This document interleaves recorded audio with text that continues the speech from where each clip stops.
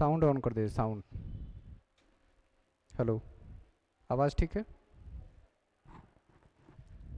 पिछले क्लास में क्या पढ़ रहे थे? अच्छा, क्वेश्चन हुआ था, किस चैप्टर का था? 2 दिन गैप हो गया ना क्लास में, उधर Friday Saturday. Language, language and thought का क्वेश्चन हुआ था, डिस्कशन नहीं हुआ था, तो वही लगाना था ना।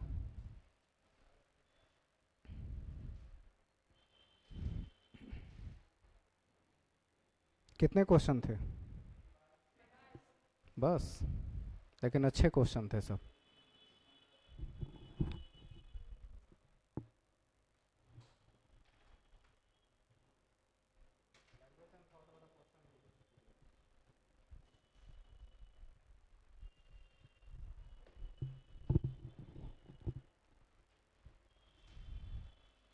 चैप्टर का नाम था लैंग्वेज एंड थॉट।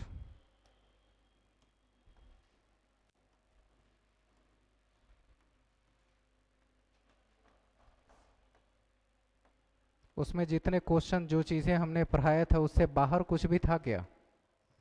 पिछले 10 साल में उतने ही पूछे गए हैं अलग अलग तरीके से।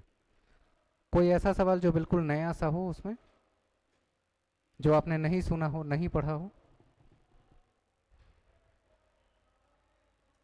क्या?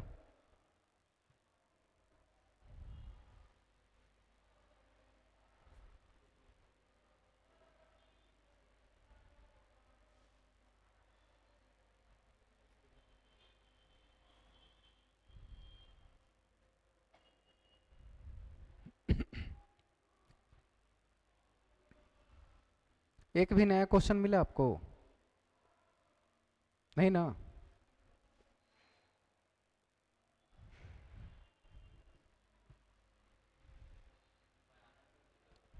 बनाने को तो आपको दे दिया गया था, अब आप आंसर बताएंगे। Thought is not only determines language but also precedes it, was an idea put forward by. विचार न केवल भाषा को निर्धारित करते हैं बल्कि उसे आगे भी बढ़ाते हैं, ये किसने कहा था? इसमें पहले भाषा है कि पहले विचार? ध्यान से देखिए, पहले क्वेश्चन में क्या दिख रहा है, पहले भाषा के पहले विचार? विचार न केवल भाषा को निर्धारित करती है, यानी कि विचार भाषा को निर्धारित कर रही है, तो पहले कौन? तो पहले विचार की चर्चा कौन करते हैं? तो ये आंसर होगा ना, वाइगोट्स्की क्यों करेंगे? दोनों में बस ध्यान देना है कि पहले कौन आ रहा है। अब सब जानकारी रहते हुए भी कोई मिस कर जाए तो क्या होगा? भाषा की सबसे छोटी इकाई क्या कहलाती है?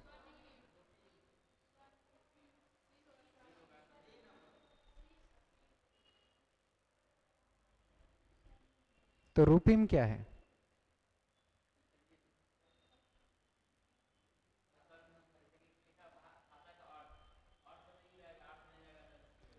ये अर्थ का मतलब है सिलेबल के रूप में, छोटा शब्द जिसका कोई अर्थ निकले। जैसे ब्यूटीफुल में 2 सिलेबल नजर आ रहा है, ब्यूटीफुल 2 तरीके से पढ़ते हैं, इसमें 2 सिलेबल है। कंपार्टमेंट कितने सिलेबल दिखे? 3 सिलेबल। तो वही है, भाषा में अर्थ की सबसे छोटी इकाई स्वनिम है, लेकिन उसको कैसे रिप्रेजेंट करते हैं, के को कैसे लिखा जाता है, उसका रूप आकार कैसा होता है, ये बनाना उसके रूपिंग को है। तो ध्यान रखिएगा, अर्थ के बारे में जब कभी भी सवाल हो तो उत्तर क्या करेंगे? स्वनिम करेंगे।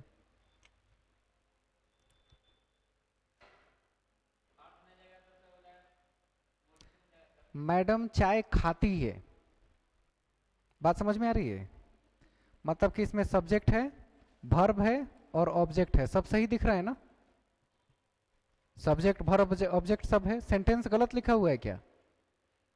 सेंटेंस गलत है? कहाँ गलत है, मुझे देख के बताइए तो। आप अर्थ बता रही हैं, मैं कह रहा हूं सेंटेंस गलत कहाँ लिखा है वो मुझे बताइए, गलत लिखा है कहीं से?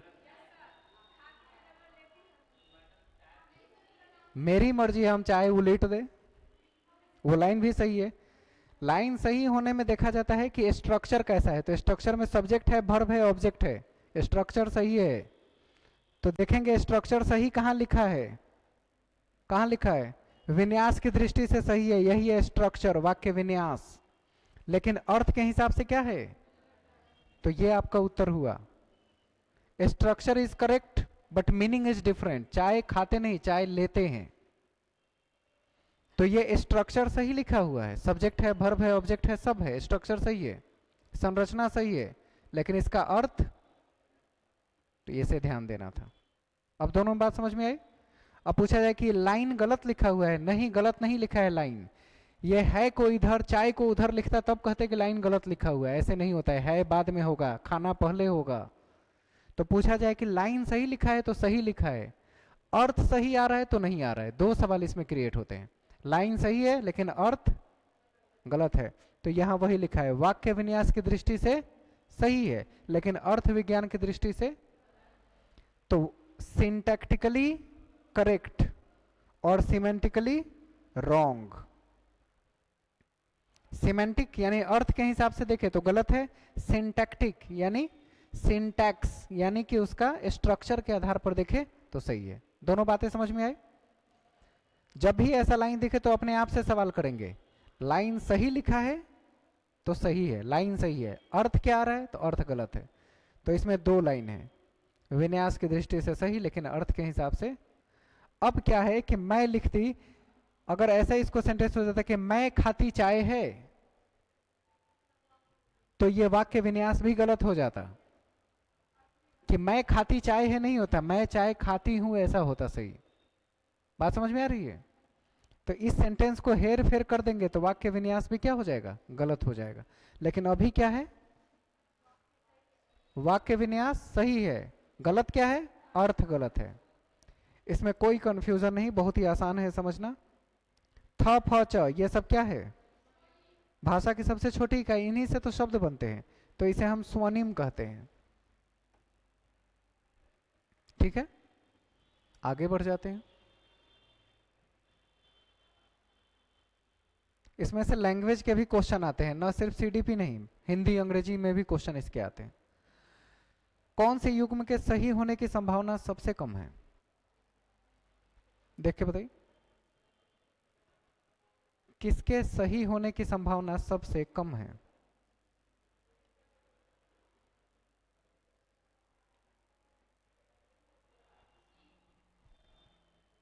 सी सबसे कम सही है, सबसे खराब है। सबसे कम सही माने बेकार है, कहने का यही मतलब है। सबसे खराब कौन सा है ऑप्शन?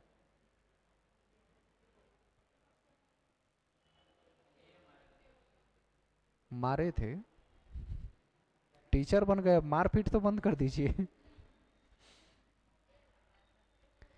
बच्चे भाषा के बारे में निश्चित ज्ञान के साथ प्रवेश करते हैं, मतलब बच्चों में भाषा सीखने की क्षमता पहले से ही है, चॉम्स्की ने कहा था, सही है, तो गलत कहाँ लग रहा है? उद्दीपक के बारे में कब से स्किनर ने कहा? कभी नहीं कहा, तो गलत तो चौथा हुआ ना। वो तो भाषा को अनुकरण से सीखने की बात करते हैं कि उद्दीपक से नहीं ना, तो आपने मिस किया। बीएफ स्किनर में मैंने लिखाया था अनुकरण करके, यानी कॉपी करके, नकल करके सीखता है बच्चा। यहाँ नहीं लिखा है कि नकल करना है, तो गलत है स्किनर का।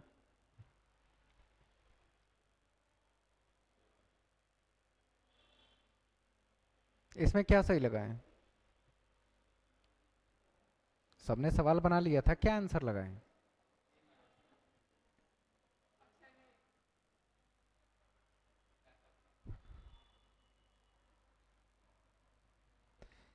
अपनी मातृभाषा सीख रहा है और दूसरा बच्चा द्वितीय भाषा के रूप में सीख रहा है उसी भाषा को, कौन से समान प्रकार की त्रुटि कर सकते हैं?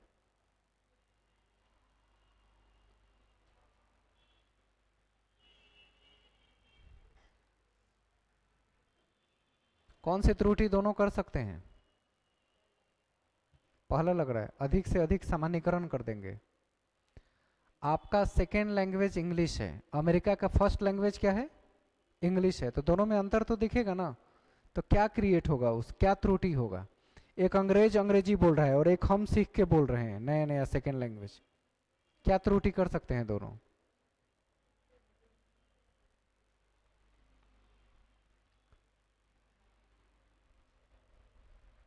कौन सा एरर आएगा?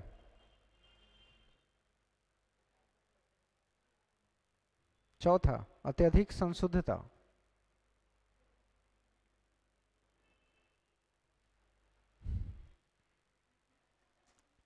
कुछ तो लगाए होंगे, क्या लगाए थे? तो सही जवाब है ना। तो बाकी लोग इतने रुके हुए क्यों थे?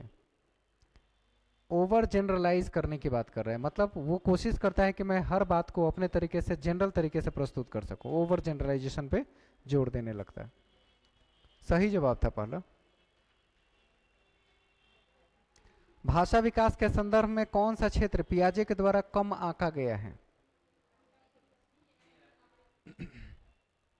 किसको? पियाजे ने किसकी बात कम की है?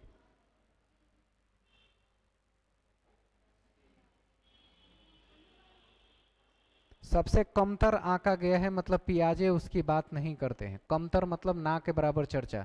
तो पियाजे ने अनुमानसिकता की चर्चा कब किया था? ज्यादातर, कमतर शब्द को देखना होगा ना, लेस इंपॉर्टेंट कौन सा है, जरूरी नहीं है कौन सा है। जेनेटिक की बात पियाजे अपने भाषा में नहीं करते हैं। हो गया आंसर। सामाजिक अंतःक्रिया आपने लिखा है, वातावरण के साथ अंतःक्रिया करके सीखता है, लाइन को चेक कर लीजिए। अहम केंद्रित भाषा है, सक्रिय होकर बच्चे भाषा सीखते हैं, ये सब सही है। तो गलत है, यानी सबसे कम जरूरी है पहला। कौन सा पद्धति का उपयोग करते हुए हकलाने की समस्या से निपटा जा सकता है? अगर कोई बच्चा हकलाता हो तो कौन सी प्रक्रिया अपनाएंगे कि हकलाना दूर हो जाएगा? कौन सा?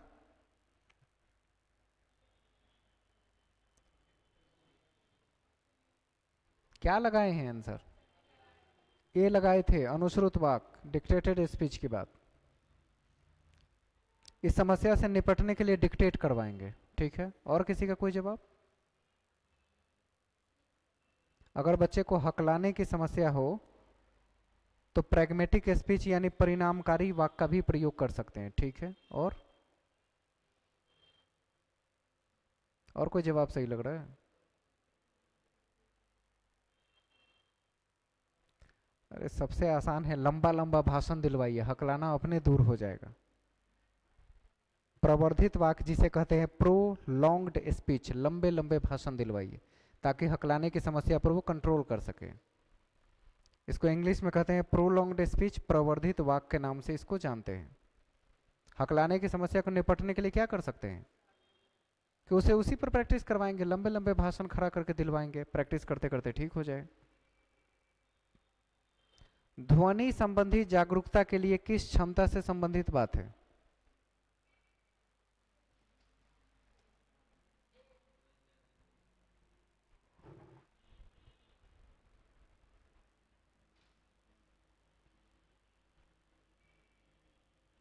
ये बीतन हो गया है, यहां शब्द है चिंतन। संरचना पर चिंतन करना और उसमें हेर फेर करना, सही जवाब है पहला। इसी से देख के लग जाता है कि हम लोग भाषा में इंटरेस्टेड हैं। ठीक ना? नेक्स्ट, वाइगोट्स्की तथा पियाजे के परिप्रेक्ष्यों में एक प्रमुख विभिन्नता क्या है? दोनों में क्या विभिन्नता है, वाइगोट्स्की और पियाजे?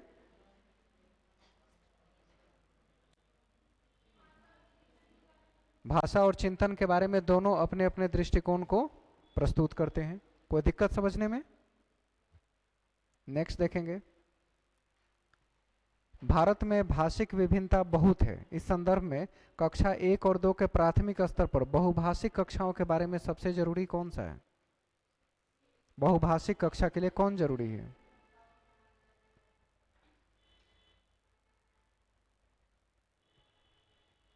सी, सही जवाब। हर तरह की भाषाओं का सम्मान करें और बच्चों को उसकी भाषा में अपनी बात को रखने का अवसर देना चाहिए। यह स्पेशली प्राइमरी में कहा गया है। बच्चे स्वयं से जो बातचीत करते हैं उसको वाइगोट्स्की ने क्या कहा?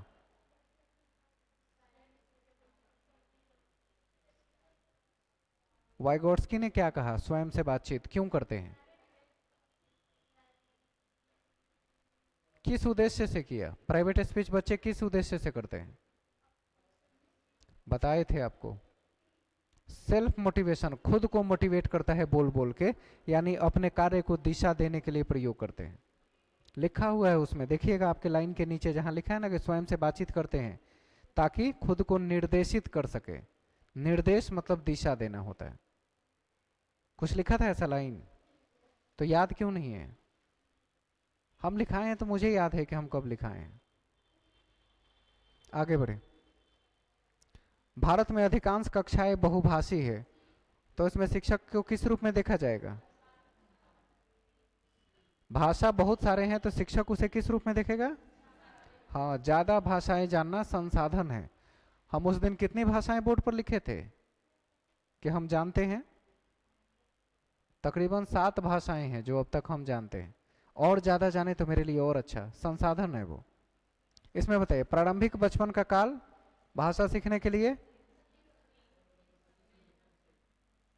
सबसे ज्यादा जरूरी है, अति संवेदनशील है, क्योंकि इसी समय बच्चे किसी नई भाषा को क्या करते हैं? एडॉप्ट कर लेते हैं, सीखते हैं। भाषा क्या है? परिभाषा पूछा गया डायरेक्ट। क्या लग रहा है? हमारी विचार प्रक्रिया को प्रभावित करती है, और विचार और प्रक्रिया से ही भाषा का जन्म होता है। इसमें कौन सा सही है? बच्चों की व्यक्तिगत वाक को क्या कहा उन्होंने?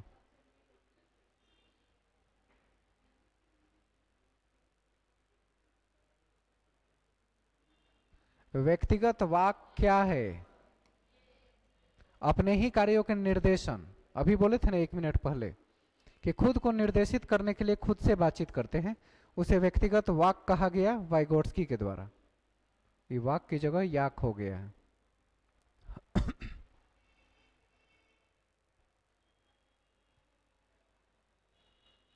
कोई 5 साल की लड़की एक टी शर्ट को, एग्जाम्पल दिए थे शायद हम, बोलते ना कि छत पर उसको कपड़ा उठाने के लिए भेज दिया जाता है तो बड़बड़ाते जाती है, जब देखो तब हम ही को भेज दिया जाता है, घर में किसी को कोई दिखता नहीं है, सारा काम हमको ही कराते हैं लोग।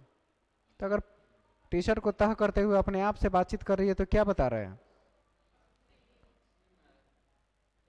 फिर मार दिए हैं।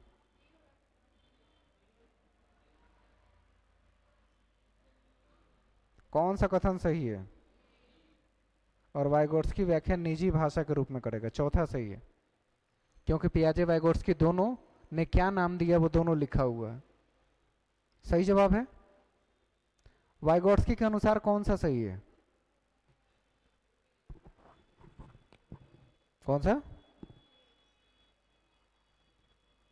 वाइगोट्स्की ये लिखाए थे आपको लाइन कि संस्कृति और समाज की महत्वपूर्ण भूमिका, वाइगोट्स्की में मैंने आपको लिखाया हुआ था। अच्छा, कम लिखा, बताइए तो।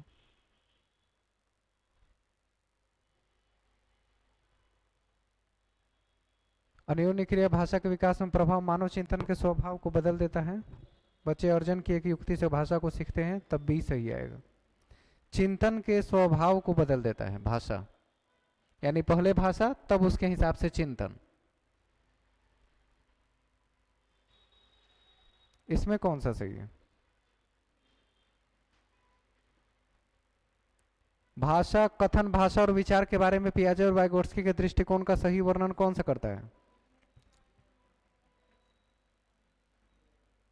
कौन सा करता है? पहले विचार जन्म लेता है और वाइगोट्स्की के अनुसार भाषा का विकास, क्या क्या लिखा गया, विचार पर भारी प्रभाव पक्षपात है, पड़ता है। ठीक है, दूसरा ऑप्शन, पहले विचार पियाजे और वाइगोट्स्की मानते हैं कि पहले भाषा। डैश डैश महीनों से आयु के बच्चे बच्चे शब्द मिलाकर छोटे छोटे वाक्य बोलने लगते हैं। छोटे छोटे वाक्य बच्चा कब बोलने लगता है? छोटे छोटे वाक्य, मम्मा पापा दादा, छोटे छोटे वाक्य बोलने लगता है 18 से 24 महीने में।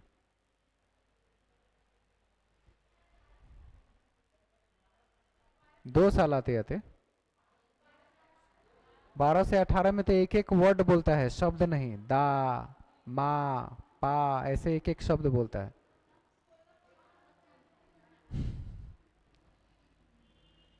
16 महीने में क्या कर रहा है?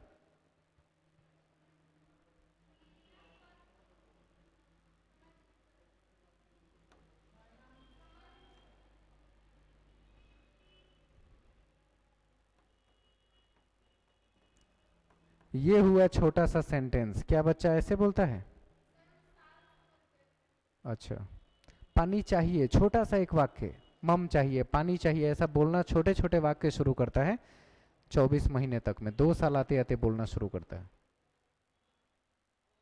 वो कौन है? तो नानी है, दादी है, उसके साथ लेटर्स और लगने लगते हैं, छोटे छोटे वाक्य बोलता है, तो वहां से शुरू होता है। किसी भाषा के स्वीकृत ध्वनि संयोजन को क्या कहते हैं? भाषा में ध्वनि का संयोजन क्या कहलाता है?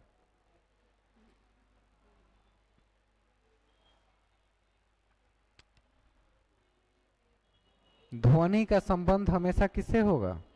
फोनोलॉजी से। फोनोलॉजिकल होता है ध्वनि, उसी को ध्यान रखना है कि इसे स्वनिम के नाम से जाना जाएगा, जहां साउंड की बात करते हैं। जब सोचने की प्रक्रिया किसी भाषा द्वारा प्रभावित होती है,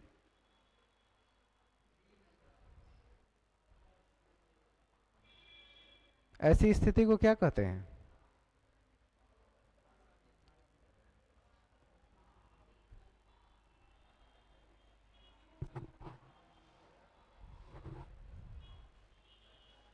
क्या कहते हैं? संज्ञानात्मक पक्ष। सोचने की प्रक्रिया किसी भाषा द्वारा प्रभावित होती है, यानी भाषा इसको प्रभावित कर रहा है। पहले भाषा तब विचार, तो पहले भाषा तब विचार, संस्कृति प्रभावित बात कर रहा है। सोशियो लिंग्विस्टिक जीनेसिस लिखा है, इसलिए problem. Linguistic deter cultural tendency है, कल्चर ही भाषा को डिसाइड करती है। कुछ याद आया? क्वेश्चन पूछने का पैटर्न बदला जा सकता है, शब्द बदल सकते हैं, लेकिन जितना लिखा गया है वो काफी है। 4-5 लोगों के बारे में आपने पढ़ा ही था, इससे ज्यादा की जरूरत नहीं पड़ती है। कोई दिक्कत? अब तक इस चैप्टर से एक एक सवाल पूछे गए हैं। 12 सवाल, 12 साल में मुश्किलन 20-22 सवाल अब तक देखे गए हैं, इससे ज्यादा नहीं।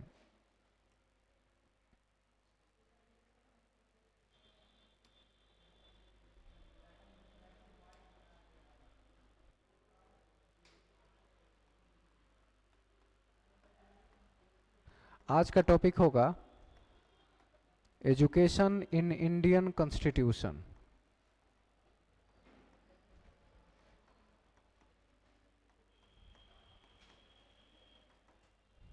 भारतीय संविधान में शिक्षा की बात कहां कहां की गई है, कुछ याद करने वाले तथ्य हैं जो लिखना है, फटाफट याद करना है, वही सब लिखवा देते हैं आपको। Education in Indian constitution topic है आज का।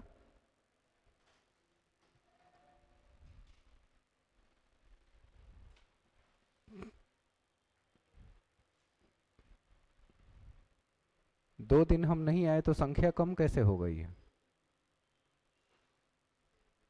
अपने से छुट्टी कर लेंगे। कल तो संडे था, कल कैसे आते? परसों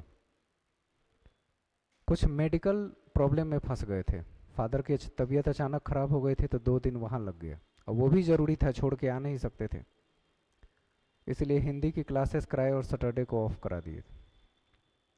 चलिए लिखते हैं इसके बारे में। कुछ आर्टिकल्स जानने हैं संविधान में, उसकी बातें जाननी है जो एग्जाम में अक्सर पूछा जाता है। पहला लिखेंगे आर्टिकल 14। आर्टिकल 14 ऐसे लिखते हैं शॉर्ट में, ART 14। अनुच्छेद इसको हिंदी में कहते हैं, धारा कह सकते हैं, दफा कह सकते हैं उर्दू में, दफा को ही अनुच्छेद कहते हैं। फिल्मों में डायलॉग सुनते थे ना, दफा 302 के तहत इसको फांसी की सजा दी जाती है, वही वाली दफा अनुच्छेद को ही कहा जाता है। आर्टिकल 14 में क्या है लिखते हैं? अनुच्छेद लिख दें। हाँ लिखना है, तभी तो बोर्ड पर लिखवा रहे हैं, लिखे लिखे। लग रहा है कि पॉलिटी का पार्ट है, नहीं एजुकेशन में आता है। 150 में 4 क्वेश्चन आता है इसका, हिंदी में आ सकता है, ईवीएस में, साइंस में, सोशल में, लैंग्वेज में, सीडीपी में एक क्वेश्चन आते हैं। लिखेंगे विधि के समक्ष, विधि यानी कानून, विधि के समक्ष समता का अधिकार। विधि के समक्ष, विधि होता है ना, विधि विधान, वही वर्ड बोल रहे हैं। विधि के समक्ष समता का अधिकार, समता, समता, समता का अधिकार। हिंदी भी दिक्कत हो रही है लिखने में। विधि के समक्ष समता का अधिकार हो गया। आर्टिकल 14 में यही इतना लाइन लिख रहे हैं। मतलब क्या हुआ कि कानून के नज़र में सब बराबर हैं। देश का नागरिक अगर भिखारी है और देश का नागरिक अगर राष्ट्रपति भी है तो दोनों के लिए कानून क्या है? सब दिखावे का है, झूठे लोग। सेकंड लिखते हैं आर्टिकल 15, आर्टिकल 15 डैश देकर लिखेंगे। इसमें धर्म, धर्म, जाति, कॉमा दे के लिखते जाइए। धर्म, जाति, लिंग, वंश, रंग, रंग कलर तथा जन्म स्थान। कितने पॉइंट हुए? तो इसका मतलब 6 की जगह अगर 7 लिखे और 6 की जगह अगर 5 कहीं लिखा रहे तो वो दोनों लाइन गलत है। 6 पॉइंट लिखा है, यही 6 के 6 मैच करना चाहिए, तब सही है लाइन। इसको लाइन से ध्यान से पढ़ लीजिए कौन कौन शब्द होना चाहिए। धर्म, जाति, लिंग, वंश, रंग और जन्म स्थान के आधार पर कोई भेदभाव नहीं। आगे लिखेंगे उसी में, के आधार पर,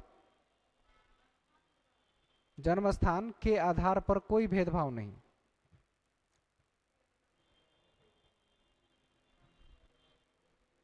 एग्जाम्पल,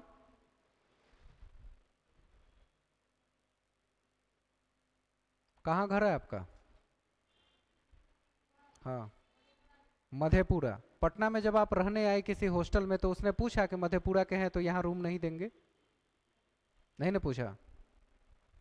पूछा होगा ना कि कहाँ से रहने आए हैं, आधार कार्ड दीजिए, सब चीज़ जांच किया होगा।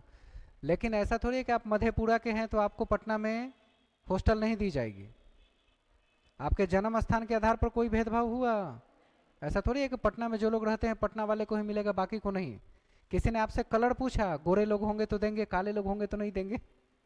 रंग के बारे में नहीं पूछा। जाति के बारे में, धर्म के बारे में जिस आधार पर भेदभाव हो, नहीं है। अगर कोई ऐसा कर रहा है तो गुनाह है, वो आपका अधिकार है कि मैं जाति, धर्म, इन सब के आधार पर मेरे साथ कोई भेदभाव, लेकिन तब भी होता है।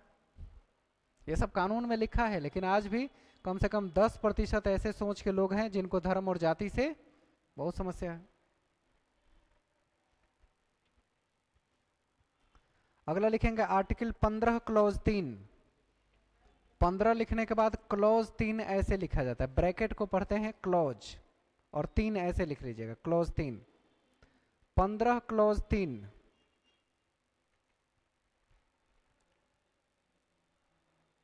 इसमें लिखेंगे महिलाओं एवं बच्चों के लिए विशेष शिक्षा का प्रावधान। महिलाओं और बच्चों के लिए विशेष शिक्षा का प्रावधान, विशेष शिक्षा का प्रावधान। ठीक है, आर्टिकल 15 में नहीं है, किसमें है? 15 क्लॉज 3 में। तो जैसे सवाल पूछे उस हिसाब से जवाब दीजिएगा। आर्टिकल 16, आर्टिकल 16 में लिखेंगे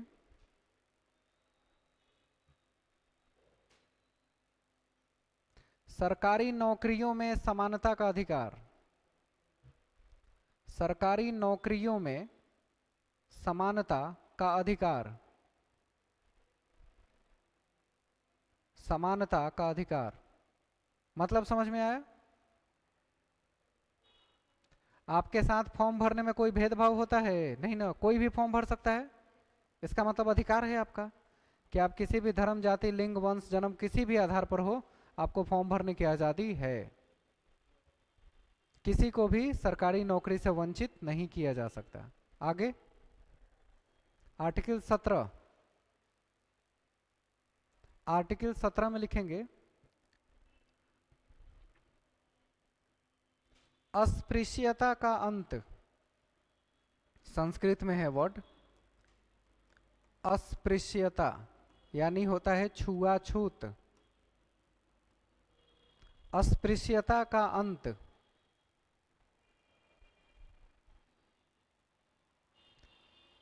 तो इसके कह देने से छुआछूत खत्म हो गया है ना, कि है समाज में अभी भी, बड़े लेवल पे है अभी भी।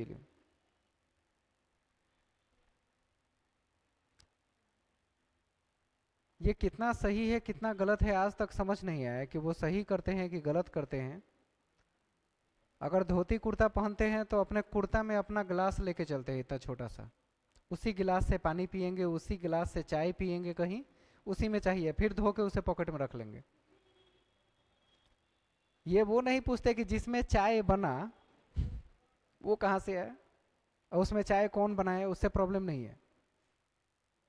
जिस कुएं नल से रास्ते में उन्होंने पानी पिया वहां से और कौन कौन पी के गया है, ऐसे आदमी तो जी ही नहीं पाएगा अगर ऐसी स्थिति रही तो। जिस वातावरण में सांस ले रहे हैं, पता नहीं किस जाति के धर्म के लोगों ने कार्बन डाइऑक्साइड छोड़ा है अभी सांस लेके, उसकी वजह से सांस न ले तो मर जाओ, क्या जरूरत है जीने की।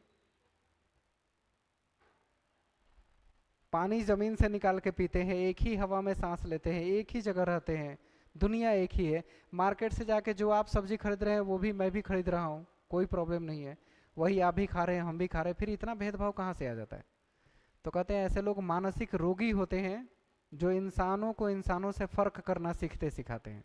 गलत है, हर स्तर पे इसका विरोध करना चाहिए कि फर्क सही नहीं है, इंसान सब बराबर है। तो आर्टिकल 17 में ये बात थी कि अनटचेबिलिटी को खत्म किया जाए। कानून तो बन गया लेकिन आज तक खत्म नहीं हुआ। 18 आपकी जरूरत का नहीं है, 19 में लिखेंगे, आर्टिकल 19। आर्टिकल 19 लिखेंगे स्वतंत्रता का अधिकार, स्वतंत्रता का अधिकार, राइट टू फ्रीडम, स्वतंत्रता का अधिकार। Next, article 21 clause 1, 21 bracket 1, bracket को मैं बार बार क्लॉज पढ़ूंगा, ध्यान रखिएगा। जैसे क्लॉज 3 लिखा है वैसे ही क्लॉज 1 लिखना है। 21 क्लॉज 1, 21 क्लॉज 1 हो गया। उसमें लिखेंगे शिक्षा का अधिकार। आपसे ये क्वेश्चन कई बार सीटेट में पूछा जा चुका है कि शिक्षा का अधिकार किस अनुच्छेद में बताया गया है, तो 21 क्लॉज 1 में। अब कई बार संविधान को लिखने में 21 क्लॉज 1 मैं कह रहा हूं, वो 21 क्लॉज ए लिखा रहे तो ए और 1 में क्या फर्क होता है, क लिखा रहे तो एक ही बात है। ऐसा नहीं कि क लिख दे तो सोचेंगे सर तो ए लिखवाए थे या एक लिखवाए थे, क तो नहीं लिखवाए थे, एक ही बात है। क की शुरुआत एक है, ए की शुरुआत एक है और एक की शुरुआत भी एक है, तीनों का एक ही अर्थ होता है। ठीक है, आगे इसमें लिखेंगे क्या लिखें, लाइन चेंज करके लिखेंगे 6 से 14 वर्ष तक के सभी बच्चों को शिक्षा का अधिकार है।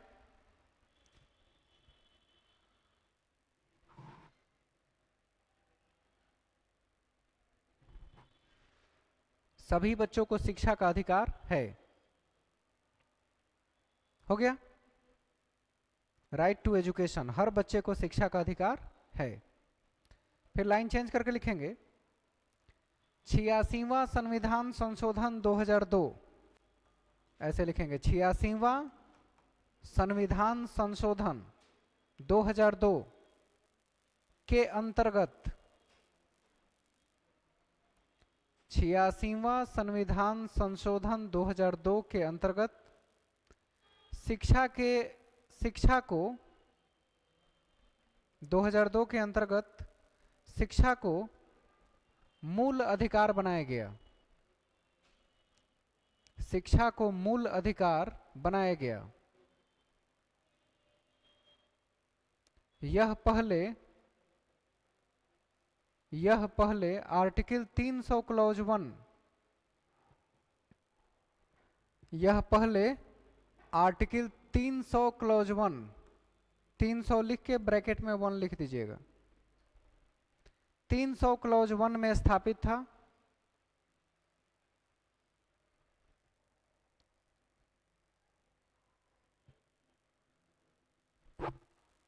जिसे 21 क्लॉज 1 में लाकर स्थापित किया गया, जिसे 21 क्लॉज 1 में 21 क्लॉज 1 में लाकर स्थापित किया गया। हो गया? अब इस लाइन को पूरा एक बार पढ़ के देखिए कि मैं क्या बताना समझाना चाह रहा हूं। 21 क्लॉज 1 में लाकर स्थापित कर दिया गया। पूरा पढ़िए और देखिए कि मैं जो लिखाना चाह रहा हूं वो समझ में आया। शिक्षा पहले मूल अधिकार नहीं था, कब बना? इस संविधान संशोधन 2002 के अंतर्गत। यह पहले कहां था? 300 क्लॉज 1 में था, बाद में उसे लाकर कहां रखा गया? इतना क्लियर हो गया? अब आप मुझे बताएंगे कि राइट टू एजुकेशन एक्ट कब बना, कानून कब बना? राइट टू एजुकेशन एक्ट यानी कानून कब बना? आरटीई एक्ट संविधान में पारित हुआ ना? कब पारित हुआ था? हमारे संसद में ये पारित करके कानून बना, बिना संसद के पारित के नहीं होगा। कब पारित हुआ था?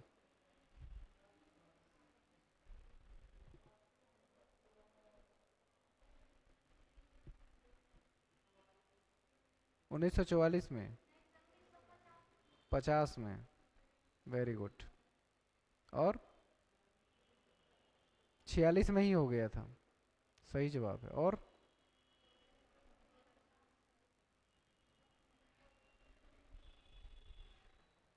ईश्वर ने इतने अच्छे अच्छे आंख दिए हैं, इतना अच्छा दिमाग दिया है, अभी बताए कि संशोधन ही हुआ 2002 में, तो 50 में कैसे आ जाएगा?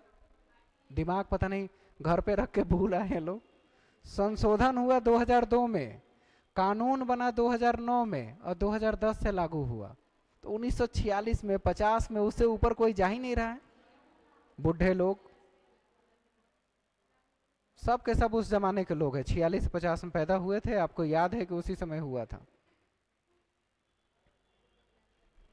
कह रहे हैं कि संशोधन 2002 में हुआ कानून में, ऐसी कोई व्यवस्था पहले से था ही नहीं। मूल अधिकार कहां से हो जाएगा जब तक संशोधन न हो? तो संशोधन 2002 में हुआ, उस संशोधन पर बहुत दिन डिस्कशन हुआ, तब कानून बना। तो संविधान में पारित कब हुआ ये दोनों सदन में? तो 2009 में। और लागू कब हुआ पूरे देश में? 2010 में। बताइए, राइट टू एजुकेशन 1950 से ही है। इतना विचित्र ज्ञान। लिखिए आरटीई एक्ट, लाइन चेंज करके लिखिए आरटीई, राइट टू एजुकेशन को बोलते हैं आरटीई। राइट टू एजुकेशन को बोला जाता है शॉर्ट में आरटीई। एक्ट, एसीटी, एक्ट माने कानून होता है। आरटीई एक्ट अगस्त 2009 में संसद में पारित हुआ। अगस्त 2009 में संसद में पास हुआ, संसद में पास हुआ, और 1 अप्रैल 2010 से, और 1 अप्रैल 2010 से पूरे देश में लागू हो गया। 1 अप्रैल 2010 से पूरे देश में लागू हो गया। ठीक है?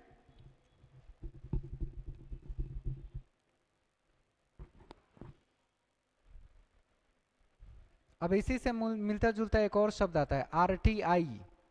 सुना है इसके बारे में? राइट टू इंफॉर्मेशन, सूचना का अधिकार। अभी तो शिक्षा का अधिकार देखा, आरटीआई कब आया था?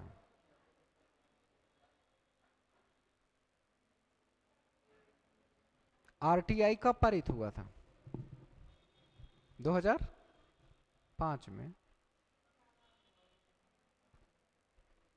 बहुत जल्दी पारित हो गया है, हाल फिलहाल में ही। आरटीआई कब पारित हुआ था? लिख लीजिए, आरटीआई पूरा नाम लिखिएगा राइट टू इंफॉर्मेशन। आरटीआई पूरा नाम राइट टू इंफॉर्मेशन,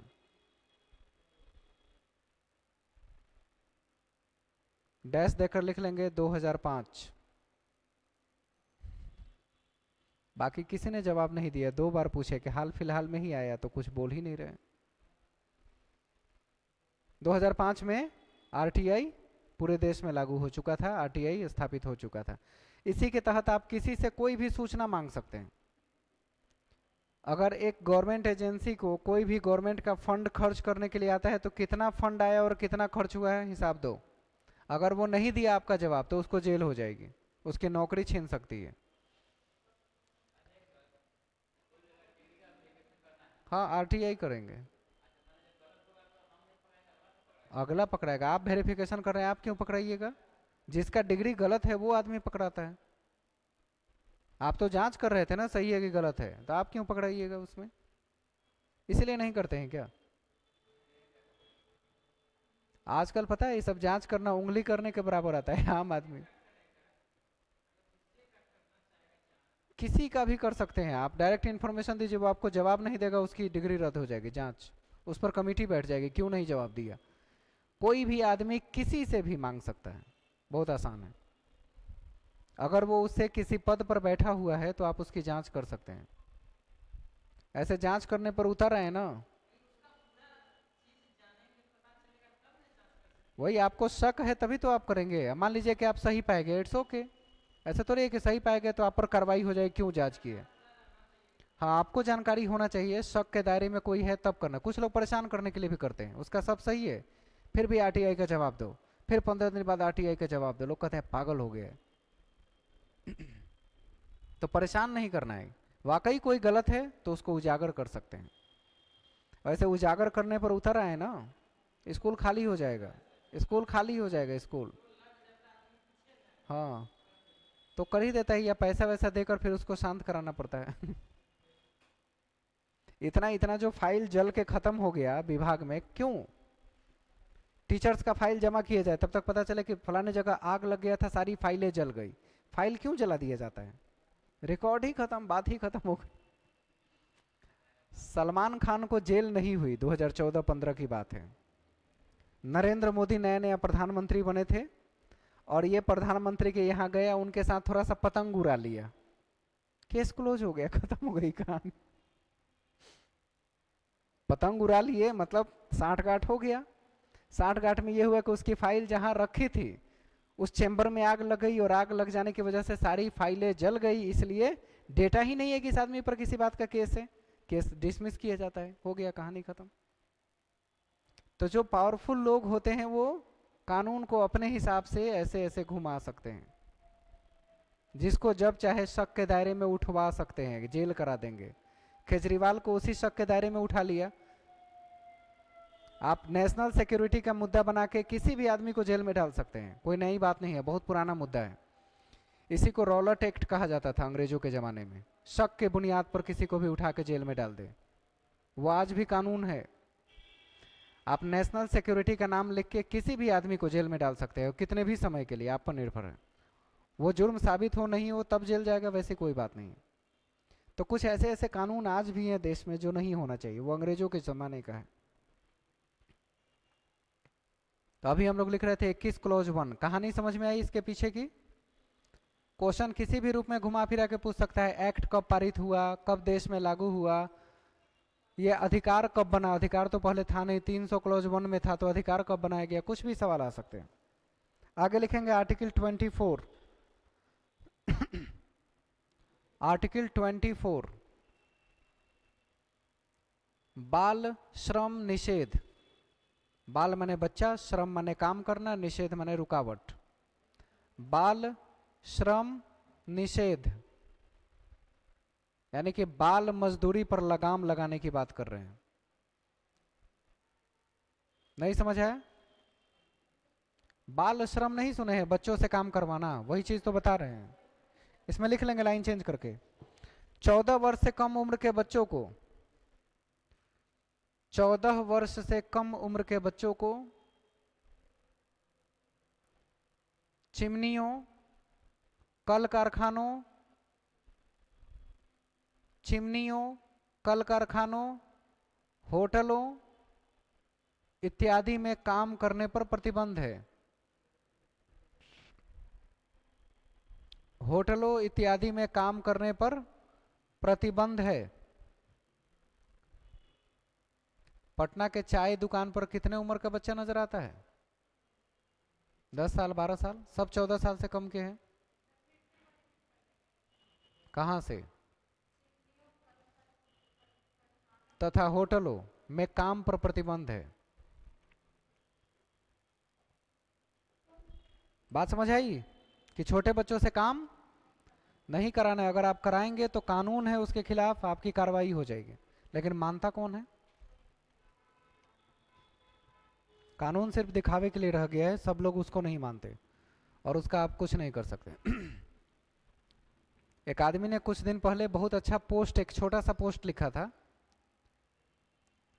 उसने लिखा कि माल्या 9,000 करोड़ लेके भाग गया, नीरव मोदी पता नहीं कितना 1,000 करोड़ रुपया लेके देश से फरार हो गया लोन लेके। वैसे ही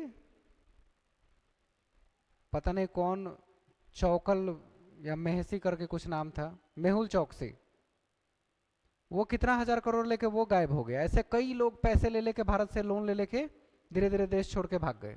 लेकिन पुलिस किसको पकड़ेगी? जिसके पास हेलमेट नहीं है। बहुत अच्छा पोस्ट लिखा था कि पुलिस किसको पकड़ने जाती है? जिसके पास हेलमेट नहीं है। आम आदमी जो देश छोड़ के कहीं नहीं जा सकता उसको पकड़ेगी। हेलमेट नहीं लगाए 1,000 का चालान दो। हजारों करोड़ लेके भाग गया, उसके प्रति पुलिस को कोई चिंता नहीं है। वो सब राजनीतिक मामला हो गया, पुलिस का मामला नहीं रहा। चोर का मामला वो राजनीतिक है, और ये अगर इस तरह की कोई कटौती हो तो ये चोरी का मामला पुलिस का मामला है। पोस्ट बहुत सही था, लेकिन कटाक्ष जबरदस्त थी सरकार के खिलाफ। आगे बढ़ते हैं। 24 हो गया। आर्टिकल 32 संवैधानिक उपचारों का अधिकार। संवैधानिक उपचारों का अधिकार। संवैधानिक उपचारों का अधिकार, ठीक है। माने संवैधानिक उपचारों का अधिकार का क्या मतलब है कि आर्टिकल 12 से लेकर 35 तक जितने भी अधिकार आपको दिए गए हैं, मूल अधिकार, उसमें से 6 हैं। उस 6 मूल अधिकार में अगर किसी प्रकार का कोई हनन होता है, आपसे छीना जाता है मूल अधिकार आपका, तो आप न सिर्फ डिस्ट्रिक्ट कोर्ट, न सिर्फ हाई कोर्ट, बल्कि सुप्रीम कोर्ट तक अपने चीज को लेकर जा सकते हैं। इसलिए उसका नाम क्या दिया गया? संवैधानिक उपचारों का अधिकार। कि किसी भी परिस्थिति में आपके मूल अधिकार आपसे छीने नहीं जा सकते हैं। यहां तक कि 2 ऐसे मूल अधिकार हैं जो आपातकालीन स्थिति में भी आपसे नहीं छीना जा सकता। देश में आपातकाल लागू है, इमरजेंसी, तब भी 2 अधिकार आपसे नहीं छीने जा सकते। कौन कौन? 20 और 21 सही जवाब है। आर्टिकल 20 और 21 इमरजेंसी के परिस्थिति में भी आपसे नहीं छीना जा सकता। बाकी सारे अधिकार इमरजेंसी में आपसे छीन जाएंगे। तो वही है कि मूल अधिकारों के लिए आप सुप्रीम कोर्ट तक जा सकते हैं लड़ने के लिए कि मेरा मूल अधिकार का हनन हुआ है। कौन जाता है? उसके साथ दुख हो गया, परेशानी हो गई, जहां है वहीं सिमट के रह जाता है, उससे आगे नहीं जा पाता। तो 32 में है कि आपको आपके अधिकार को लड़ने के लिए सुप्रीम कोर्ट तक के दरवाजे खोलने की अनुमति दे दिया गया है, आप वहां तक जा सकते हैं। आगे लिखेंगे आर्टिकल 39 क्लॉज 1, 39 क्लॉज 1।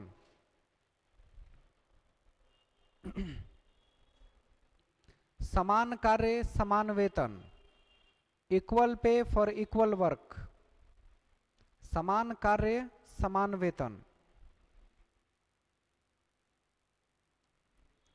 इसी की लड़ाई चल रही है बिहार में। नियोजित चाहते हैं कि हमको परमानेंट के बराबर सैलरी हो जाए। जब काम पूरा कर रहे हैं, 9 से 5 स्कूल में टाइम दे रहे हैं, सरकार के सभी परियोजनाओं पर काम कर रहे हैं, उनका चुनाव करा रहे हैं, हर ड्यूटी जब हम कर सकते हैं, तो हमारा पेमेंट इक्वल क्यों नहीं है उनके बराबर जो पुराने शिक्षक हैं? हमको नियोजित क्यों कहा जाता है? किस आर्टिकल के तहत वो लड़ रहे हैं? 39 क्लॉज 1 की संविधान में इसकी इजाजत है कि हम जो काम करेंगे उसके बराबर हमें वेतन मिलना चाहिए, और हर जगह लागू है, सिर्फ बिहार में नहीं है। बिहार में इसकी व्यवस्था नहीं है। क्यों? क्योंकि बिहार में सरकार रोग आके अपना बात सेंट्रल गवर्नमेंट से मनवा लेती है, कहती है कि हमारे यहाँ परिस्थिति बहुत विकट है, हम जैसे चाहें वैसे हमको करने दीजिए, इसमें छेड़छाड़ मत कीजिए। 2011 में जब पहली बार टीईटी का आयोजन हुआ था, देश में भी और बिहार में भी पहली बार टीईटी, तो जो टीईटी का आयोजन किया गया उसमें सबको फॉर्म भरने की अनुमति दे दी है बिहार सरकार ने। बाकी सब जगह क्या था, बीए डीएड होना चाहिए। बिहार ने सेंट्रल गवर्नमेंट को हाथ जोड़कर ऐसे कहा कि हुजूर माफ कर दीजिए, हमको हमारे हिसाब से चलने दीजिए, बिना बीएड वाले की नौकरी करवा दी। 28 लाख लोगों ने फॉर्म भरा था, 1,46,000 आदमी पास हुआ, बस 26.5 लाख से ज्यादा लोग फेल, क्योंकि मिनिमम क्राइटेरिया वो फुलफिल नहीं कर पाए। 150 में 90 नंबर जनरल कैटेगरी को, फीमेल को 82 नंबर, एससी एसटी ओबीसी को 82 नंबर लाना था, लोग 82 नंबर नहीं ला पाए। तो घोषित में कितने लोग 80 के ऊपर नंबर ला पाए, 82 या 90 कैटेगरी के हिसाब से? 1,46,000। सीट कितनी थी? 1,70,000। टीचर की सीट उस समय पहली बार आई थी, 1,70,000 सीट भी नहीं भर पाया। ये परिस्थिति थी।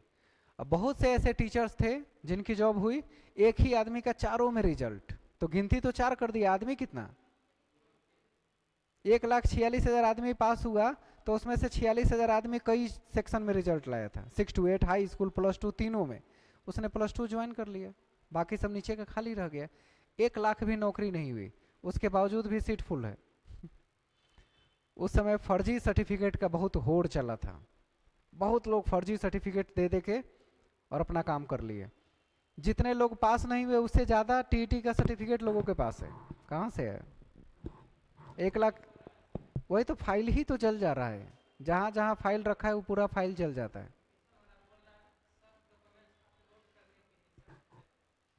वो अपलोड होते करते करते फिर आदमी बदल जाएगा, गवर्नमेंट बदल जाएगी, फिर ठंडे बस्ते में हो। 11 से 24 आगे आज तक कोई बिगाड़ लिया, कुछ नहीं हो पाया, आज आगे भी नहीं होगा। लोग झोला और बोरा में पैसा पहुंचा देता है सब, घूस देने वाले लोग। जांच करने वाला फिर रिपोर्ट के लिए स्थिर हो जाता है कि अभी रिपोर्ट नहीं मिला, अभी ये नहीं हुआ, तब तक वो अपना काम कर रहा है। इतनी धांधली है बिहार में कि अंदाजा नहीं लगा सकते, जो नजर आता है। लेकिन इससे 4 गुना ज्यादा धांधली यूपी में है, जो नजर नहीं आता, 4 गुना ज्यादा।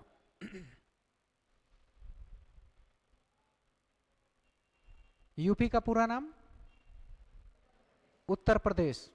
किसी ने बहुत अच्छा कटाक्ष लिखा था, वो प्रदेश जहां उत्तर पहले प्राप्त हो जाए प्रश्न से, उसे उत्तर प्रदेश कहते हैं। प्रश्न पत्र से पहले उत्तर मिल जाए उस देश को क्या कहेंगे? वहां फॉर्म आते हैं और आके रिजेक्ट हो जाता है, सालों से एग्जाम नहीं हुआ। मतलब ऐसे ऐसे पोस्ट बिहार गवर्नमेंट के अंदर जो टीचर्स आए हैं यूपी से, ऐसी ऐसी बातें लिखते हैं कि हम लोग 5-6 साल से इंतजार कर रहे थे, नौकरी नहीं हुई, बिहार में फॉर्म आया, भरे, मेरी नौकरी हो गई।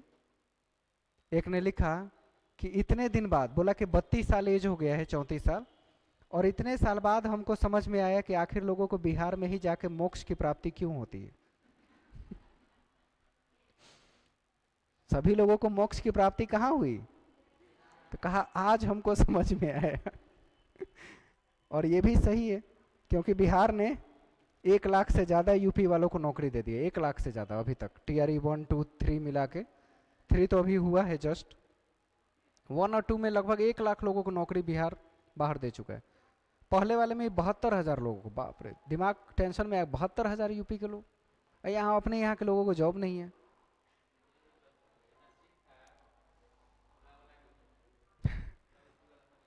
तो आर्टिकल 39 आपने लिखा, समान कार्य समान वेतन, लेकिन अगर आप अपनी क्षमता को प्रदर्शित नहीं करेंगे तो आपको समान काम के लिए समान वेतन हम क्यों दें? आपका टेस्ट लेंगे, टेस्ट में पास होइए। हर डिपार्टमेंट में एग्जाम होता है, सिर्फ एजुकेशन का छोड़ के। एजुकेशन में जो एक बार नौकरी मिल जाती है, दोबारा कोई आदमी परीक्षा देता है बीच में पोस्टिंग का आगे बढ़ने के लिए? आज तक नहीं होता है। और दोबारा एग्जाम की अगर आप बात कर दिए तो लोग तेल जला के आग लगा लेंगे, छिड़क लेंगे, रोड पे आ गए। आप दुनिया की कोई नौकरी ज्वाइन कीजिए, अगर आपको आगे तरक्की करनी है, नौकरी पर बने रहना है, तो डिपार्टमेंटल एग्जाम होते रहते हैं। आप इंजीनियर बनेंगे तब भी जूनियर इंजीनियर बनिएगा तभी डिपार्टमेंटल एग्जाम होते हैं, लेकिन यही चीज एजुकेशन में सुनने के बाद लोगों को लगता है चक्कर आ रहे, हे भगवान एग्जाम क्यों, इतना टेंशन क्यों। यहाँ भी आपको तरक्की चाहिए, अच्छी नौकरी चाहिए, सैलरी अच्छी चाहिए, तो आपको अपडेट रहना होगा ना। तो हम एग्जाम नहीं देंगे, बस जहाँ बैठे हैं वहीं से हमको परमानेंट कर दीजिए। सरकार बोले नहीं, सक्षमता परीक्षा लेंगे, वो भी बीपीएससी लेगा, देखे आओ तब आगे बात करेंगे। तो सक्षमता परीक्षा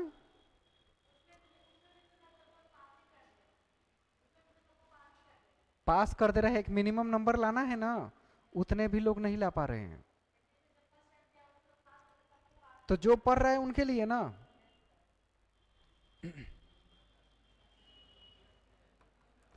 एक व्यक्ति, एक लेडी का नाम था आनंदी देवी सर्टिफिकेट पर, और जब मैंने उनसे साइन कराया तो उन्होंने सुनीता कुमारी का नाम का साइन किया। आदमी जल्दी में होता है तो जो रियल नेम है वही आएगा ना।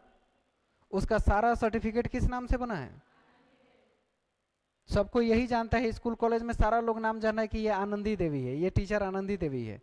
और मैं एमएड के रिसर्च कर रहा था, उस दौरान टीचर से कुछ फॉर्म फिल करवाना था कि आप टेक्नोलॉजी का प्रयोग करते हैं कि नहीं करते हैं, कैसे शिक्षा देते हैं।